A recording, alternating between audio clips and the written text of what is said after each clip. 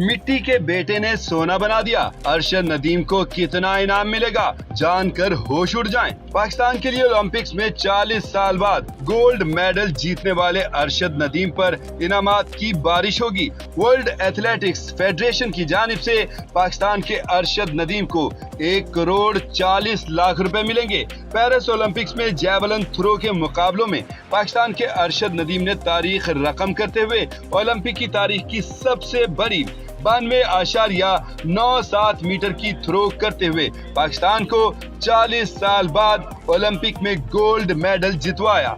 अरशद नदीम के लिए सिंध हुकूमत ने 5 करोड़ रुपए और गवर्नर सिंध ने 20 लाख रुपए इनाम का ऐलान किया है। मेयर कराची मुर्तजा वहाब, गवर्नर कराची कामरान टेसोरी और निजी टीवी चैनल ARY न्यूज के मालिक सलमान इकबाल ने अपार्टमेंट देने का ऐलान भी किया, जबकि गवर्नर सिंध की जानिब से iPhone 15 Pro Max देने का ऐलान भी सामने आया है। पेरिस ओलंपिक्स में मेंस जैवलिन थ्रो इवेंट के फाइनल में पूरी कौम की नजरें अरशद नदीम पर थीं, जो पाकिस्तान को 32 साल बाद ओलंपिक्स में कोई मेडल दिलाने की वाहिद उम्मीद थे। पाकिस्तान ने आखिरी मर्तबा 8 अगस्त 1992 को ओलंपिक्स मेडल पोडियम पर कदम रखा था, जब कौमी हॉकी टीम ने बार्सिलोना ओलंपिक्स में नीदरलैंड्स को 3 के मुकाबले में 4 गोल से शिकस्त देकर कांसी का तमगा जीता था, जबकि पाकिस्तान ने आखिरी मर्तबा 1984 में ओलंपिक्स में गोल्ड मेडल जीता था, जो कि हॉकी टीम ने ही दिलवाया था।